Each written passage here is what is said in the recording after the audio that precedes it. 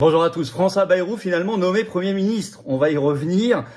Il y a plein de choses à vous dire là-dessus, mais la manière dont il a été nommé, un quart d'heure, 15 minutes sur le site du Monde avant que le communiqué de l'Élysée à 12h44, ce 13 décembre, annonce la nomination de Bayrou à Matignon. Le Monde écrit ceci, confirmé par plein de monde. Emmanuel Macron a informé François Bayrou qu'il ne serait pas nommé Premier ministre au cours d'un échange tendu qui avait duré 1h45 ce 13 décembre au matin à l'Élysée. Bayrou avait rejoint Macron à l'Élysée. Donc Bayrou a dû faire, ensuite il y a eu un flottement pendant 3 heures. Il y a eu probablement du chantage de la part de Bayrou. Et finalement à 12h44, ça vient de tomber, là j'enregistre dans la foulée, Bayrou est nommé par Macron. C'est du jamais vu. On est vraiment dans la fin, le bout du régime. On est vraiment dans la France le macronistan, cette France non souveraine, rongée par la politique politicienne qui s'effondre. Ça va pas durer longtemps. Il faut absolument qu'il y ait très vite une motion de censure, mais vous allez voir que pour l'instant le RN trahit à nouveau. Je vais vous donner leur citation précise. Et puis je vais vous parler un peu de Bayrou, covidiste, européiste à fond, des dingueries. On va parler quand même de ce bonhomme aussi. Et de ce qui s'est passé. Merci de partager cette vidéo, elle est très importante. Je la fais très vite parce que je pense qu'il faut être très vite en réaction. Les patriotes vont tout de suite appeler à la motion de censure pour derrière que Macron soit affaibli pour qu'il parte. Il vient de démontrer encore une fois par son côté psychopathique et son côté absolument pas à la hauteur de la situation que Macron n'a rien à faire là, démission ou destitution. Les patriotes prennent leurs responsabilités. Bien sûr, merci de partager la vidéo. Pour ça, de vous abonner à cette chaîne YouTube par un petit clic gratuit. On a par ailleurs un gros direct à 17h exceptionnellement ce vendredi 13 décembre sur cette chaîne. Par à tout ça et du reste, les suites. Soyez là à 17h. Et notre grande manif ce samedi 14 décembre. Rendez-vous 15h37 quai André Citroën au pied de l'Arcom. C'est une grande tour. Pour la liberté d'expression, il y aura un monde fou, des très grands intervenants. Ça va être extraordinaire. Première manif Arcom 37 quai André Citroën ce samedi 14 décembre dès 15h. Écoutez, je vous attends aux patriotes. Voilà. Vous aussi, vous voulez vous redoubler d'énergie pour vous faire tomber ce système dont on voit qu'il est à bout de souffle. Il faut adhérer maintenant. J'ai besoin de vous. Adhérez ou réadhérez par le premier lien sous la vidéo en description dès maintenant. Vous faites un don au mouvement par le deuxième lien sous la vidéo en description dès maintenant. Ça nous permet d'agir. Vous, ça vous permet de défendre des belles valeurs. On sent, on est dans le plus grand ensemble, le plus grand mouvement souverainiste et de résistance de France qui s'appelle les Patriotes. On sent que ça bouge partout. Il faut y aller maintenant à fond. Et en plus, on est en fin d'année. Et vous savez que tout ça, c'est défiscalisé aux 2 tiers de vos impôts, l'adhésion, la réadhésion ou le don au mouvement. Ça fait baisser vos impôts massivement, 2 tiers de défiscalisation. Mais vos compteurs fiscaux seront remis à zéro le 1er janvier 2025, donc profitez-en maintenant, défiscalisez en masse. Les liens sont par ailleurs sur les-patriotes.fr tout le temps aussi, notre site. Énorme bienvenue, bravo aux donateurs, aux réadhérents, aux nouveaux adhérents. On y va.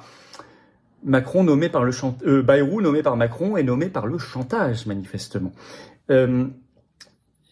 Bayrou, c'est à la fois un cheval de retour, puisque la première fois qu'il était dans la vie politique française, il était conseiller général en 1982. Je vais y revenir. Et en même temps, c'est l'anguille, parce que vous allez voir, c'est vraiment le profil du système. Il plaît une certaine partie de la caste parce qu'il est pénétré de lui-même et qu'il sort d'énormes banalités et qu'il s'est donné un côté un peu plus cultureux ou historien même. Je vais y revenir. Mais globalement, c'est l'anguille qui a toujours trahi. Il a trahi Balladur, puis il a trahi Sarkozy, il a appelé à voter Hollande en 2012, etc. Toujours trahi à moitié son camp.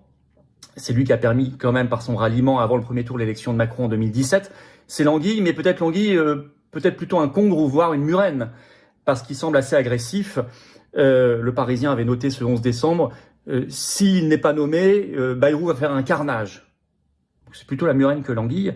Et d'ailleurs, je vous ai expliqué, il a mis 3 heures entre sa réception qui s'est mal passée à l'Élysée où Macron lui a dit qu'il ne serait pas nommé et finalement ce communiqué où Macron dit qu'il est nommé. Il s'est passé 3 heures. La murène a dû montrer les dents. Bon. Alors, je disais un pur parcours du système. Un peu un cheval de retour, hein, excusez-moi, je parle pas de son âge parce que j'ai un grand respect pour tous les âges, c'est pas du tout ça, c'est simplement son parcours et son espèce d'ancienneté toujours à se faufiler dans le système pour avoir un poste. Alors donc je disais conseiller général en 82, député en 86, il y a 38 ans, ministre entre 93 et 97 à l'éducation nationale, il est réputé avoir co-géré avec les syndicats et n'avoir strictement rien fait. Il a été 3 fois candidat à la présidentielle. 2007, il a fait un peu moins de 7%. 2012, un peu moins de 19%. 2017, un peu moins de 10%. En 2007, il n'a pas appelé à voter Sarkozy au second tour alors qu'il lui avait promis en 2012. Il a carrément appelé à voter Hollande. En 2017, avant le premier tour, Il s'est rallié à Emmanuel Macron. Donc on est vraiment sur... pardon, j'ai décalé, c'est 2002, 2007, 2012. Les scores, c'est 2002, 2007, 2012 et non pas 2007, 2012, 2017, vous avez compris. En 2017, il n'a pas été candidat et il s'est rallié même avant le premier tour à Macron, ce qui a qualifié Macron pour le second tour. Donc il doit vraiment... alors, un homme du système, sachez que depuis septembre 2020, ça fait plus de 4 ans qu'il est commissaire au plan. On se demande à quoi il a servi. Il y a eu même des polémiques. C'était sorti en décembre 2021. Je vais vous citer ce qui était sorti sur le coût de ce bonhomme. 15 millions d'euros pour 6 rapports. C'était dans Marianne, au commissariat au plan. Un plan pour relancer la France ou la carrière de François Bayrou, écrivait Marianne.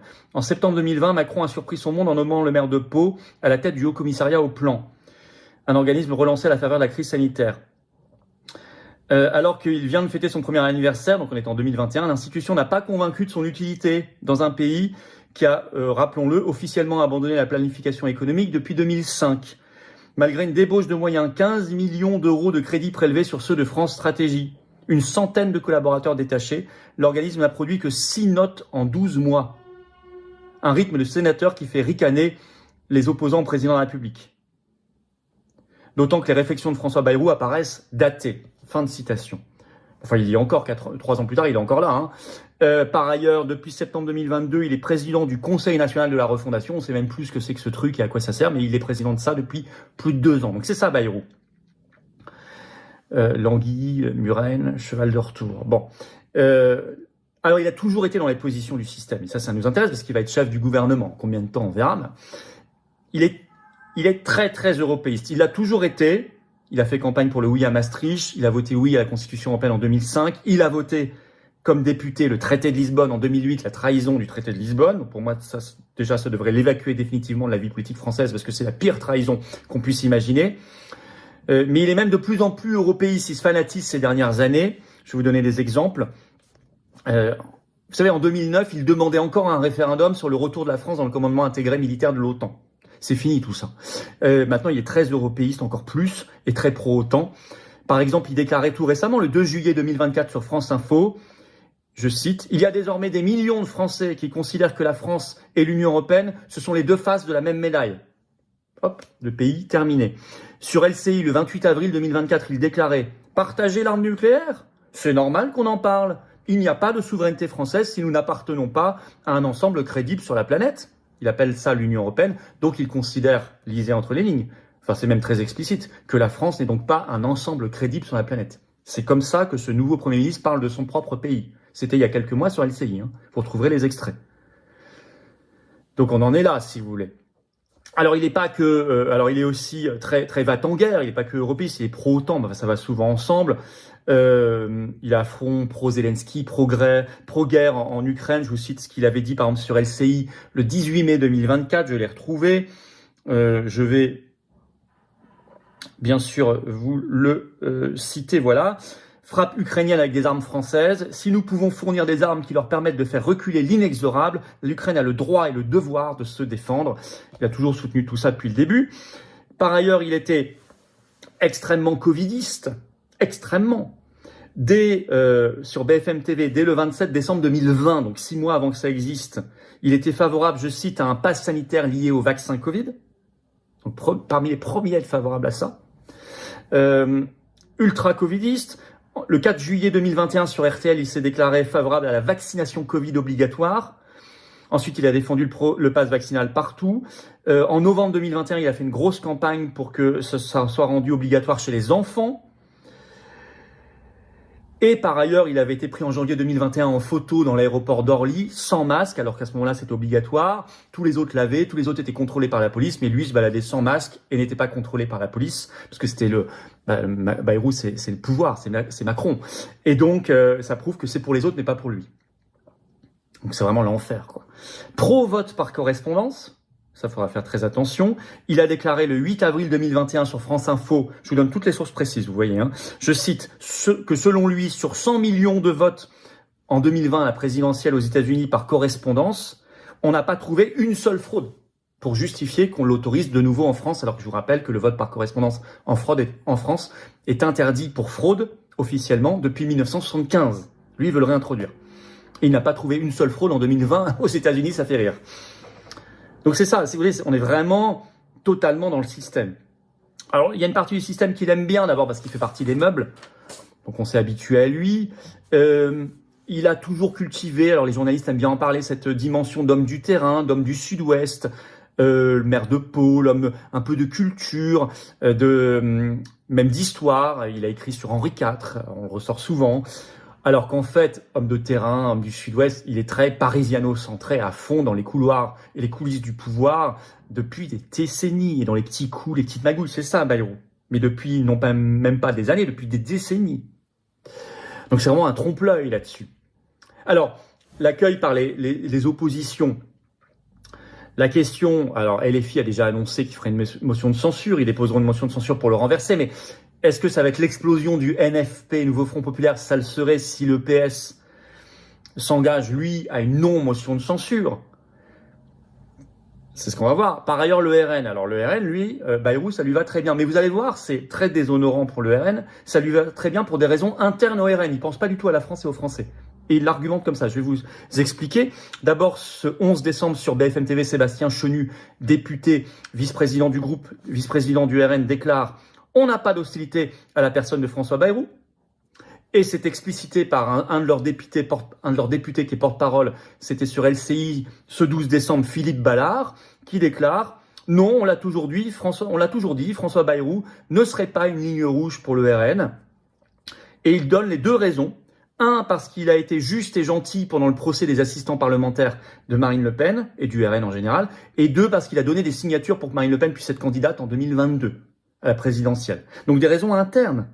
On se fiche qu'il veuille partager notre arme nucléaire avec l'Union européenne. On se fiche qu'il soit ultra-européiste, ultra-pro-guerre en Ukraine, ultra-covidiste, qu'il voulait la vaccination Covid obligatoire, y compris les enfants. Non, le RN dit qu'il n'y a pas de problème parce qu'il nous a aidés pour les signatures et qu'il est gentil pendant le procès. Et il est d'autant plus gentil pendant le procès qu'il a eu le même procès. Il a été relaxé en première instance, mais le parquet a fait appel. Donc justement, en plus, il y a une épée de Damoclès judiciaire au-dessus de Bayrou puisqu'il sera bientôt jugé en appel sur la même chose. Bon. Donc ça, c'est quand même très déshonorant. Voilà. Donc on est vraiment un Macron qui a menti, qui avait parlé de nommer un Premier ministre dans les 24 heures, puis 48 heures, puis ce matin. Enfin bon, bref. On est une France macronisée qui s'abîme, qui meurt dans le régime parlementariste le plus pourri qu'on puisse voir. Il n'y a aucune vision ici. C'est vraiment que des petits accords d'appareil. Et c'est une fin de règne. C'est un système qui se démasque. Y compris des oppositions, je viens d'en citer. Pourquoi? Parce que c'est un pays qui s'abîme, qui s'effondre, parce qu'il est plus géré que par des petits hommes qui s'accrochent au pouvoir, il n'y a plus de dessein, il n'y a plus de projet national, et il ne peut pas y en avoir dans un pays qui n'a pas de souveraineté nationale. Tout ça est lié. C'est pour ça qu'il faut, pour régler le problème, il faut tout régler. Il faut redonner une souveraineté nationale à la France, en la sortant notamment de l'Union européenne et de l'OTAN. Donc il faut, si vous voulez, on ne peut pas rentrer dans cela. Je vous disais, le système est au bout de lui-même, de son règne, de son régime. Oui, la preuve. Regardez, le premier ministre de Macron, Édouard Philippe, a duré 3 ans. Le deuxième, Castex, a duré 2 ans. Donc 3 ans, 2 ans. La troisième, c'est Elisabeth Borne, 1 an et demi. Quatrième, Attal, 9 mois. Cinquième, Barnier, 3 mois. Donc c'est de plus en plus court. Là, il va durer quoi? 3 semaines? On verra. Ça peut aussi durer si les oppositions font pas le boulot. Donc nous, on va le faire à leur place.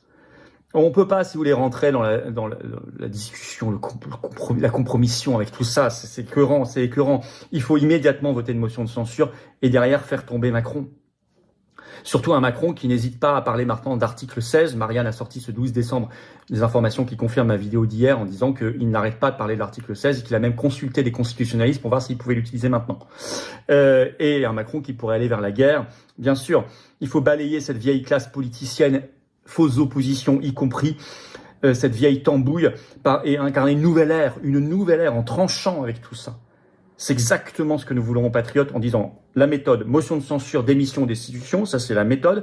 Le fond, Frexit, sortie de l'OTAN, une France souveraine, redéfinir un projet national en termes agricoles, industriels, migratoires, sécuritaires, diplomatiques, d'énergie, de santé, de services publics, d'école, etc., de liberté. C'est cohérent et ça tranche. Ça n'a rien à voir avec toute la tambouille que je viens de vous citer par ailleurs.